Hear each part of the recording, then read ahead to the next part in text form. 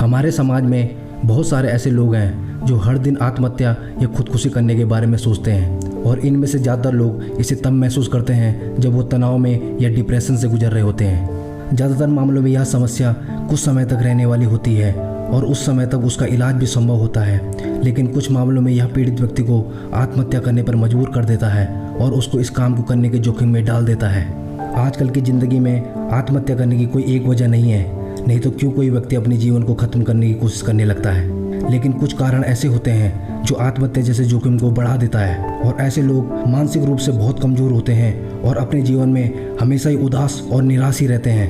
इंसान की ज़िंदगी में आत्महत्या करने का विचार तब आने लगता है जब उस इंसान को लगता है कि अब वो किसी गंभीर स्थिति का सामना नहीं कर सकता है। ऐसी स्थिति पैसे, किसी अपने की मौत या टूटे रिश्ते से पैदा हो सकती है। इसके अलावा शोक, यौन शोषण, पछतावा, रिश्ता टूटना और बेरोजगारी जैसी वजह भी इस स्थिति को पैदा कर सकती है। कई लोग जो खुदकुशी करने का प्रयास करते हैं वो इस बात का संकेत देते हैं कि वे मरना नहीं चाहते हैं, लेकिन अपने इस शारीरिक और मानसिक दर्द को ख़त्म करना चाहते हैं। खुदकुशी करने वाले ज़्यादातर लोग मानसिक बीमारी से ग्रसित होते हैं, जिसमें मुख्य डिप्रेशन, चिंता, शराब की लत या ड्रग जैसे नशीले चीज़ों का ज़्यादा सेवन शामिल है।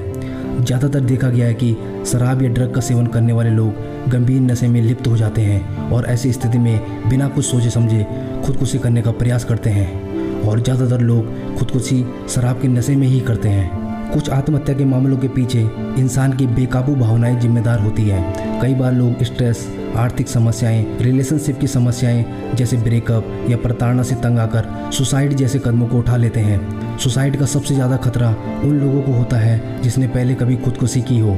हर आत्महत्या दुखद होती है, लेकिन हर मामले में कुछ न कुछ रहस्य जरूर छिपा होता है और आत्महत्या के पीछे की एक सामान्य वजह होती है और वो है मन में निराशा की गहरी भावनाओं का घर कर जाना।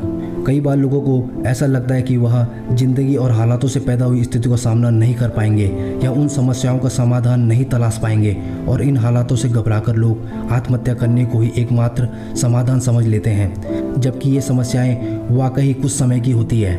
आत्महत्या से पहले ज़्यादातर लोग दूसरों पर बोझ बन जाने या फिर ज़िंदगी जीने के मकसद और उद्देश्य के बारे में बात करना शुरू कर देते हैं। कई बार खुद को उलझन से ना निकाल पाने की कमजोरी ही इंसान के लिए प्राण घातक हो जाती है। अगर बात करें हम आंकड़ों की तो सबसे ज़्यादा आत्महत्या करने की इच्छा इंसानों में 45 से 54 साल की उम्र में होती है और आत्महत्या की कोशिश करने में महिलाएं पुरुषों से आगे होती है, लेकिन आत्महत्या की सफलता की दर में पुरुष महिलाओं से आगे होते हैं। जब इंसान मरने की ठान लेता है तो उसके दिमाग में एक दूसरी दुनिया जन्म लेती है जहाँ सिर्फ मौत से जुड़ी चीज़ों के दृश्य चलते रहते हैं। उसी से जुड़े ख्याल जहन में हावी रहते हैं और आप कुछ भी कर रहे हो बैकड्रॉप में एक ही सीन चल रहा होता है और वो है मौत का, उसे अंजाम देने वाले संभावित पलों का, उन संभावित घटनाओं और प्रतिक्रियाओं का जो उसी मौत के बाद वजूद में आएंगी। और उस समय इंसान मौत के अलावा कुछ और चीज़ सोचता ही नहीं है। जब कोई इंसान आत्महत्या करने की सोचता है तो उसका दुनिया को देखने का नज़रिया ही बदल जाता है। जो कुछ भी उसके आसपास हो रहा होता है वो सब उसे बेकार लगने लगता है। वो दुनिया को मूर्ख समझने लगता है। उसे लगता है कि कितने बेवकूफ़ हैं ये लोग जो ज़िंदगी जैसे फालतू चीज़ के मुंह में पड़े हैं। वह ऐसे शब्द ढूंढता है जिससे मोहर लग सके कि मर जाना ही इकलौता और बेहतरीन हल था और ख़ुद को यकीन दिलाता है कि यही उसके लिए बेस्ट है।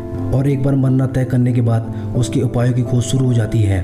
जहर, फांसी, बिल्डिंग से कूदना, रेल की पटरी जैसे तमाम विकल्पों के बारे में बड़े संजीदगी के साथ सोचता है और ये भी चाहता है कि मौत के बाद मैं बदसूरत ना दिखूं और मेरी मौत दर्द रहित हो।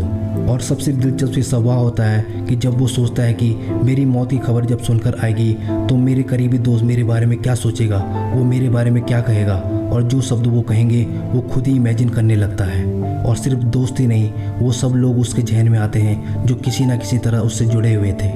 इसलिए जब कभी भी आपके दिमाग में ऐसे विचार आए तो एक बार ज़रूर सोचना कि आपके जाने के बाद आपको कितना फ़ायदा होगा, और ये भी सोचना कि आप जब चले जाओगे तो आपके माँ बाप, भाई बहन पर क्या बीतेगी, जिसका दिल का टुकड़ा आप थे, जो आपको अपना सपोर्ट मानते थे और जो आप पर घमंड करते थे।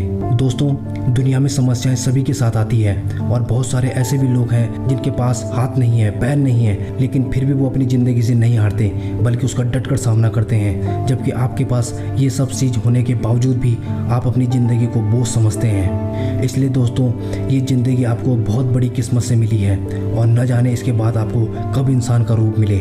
इसलिए इसको बड़े मज़े के साथ जियो, क्योंकि आपको पता ही है कि ज़िंदगी न मिलेगी दोबारा।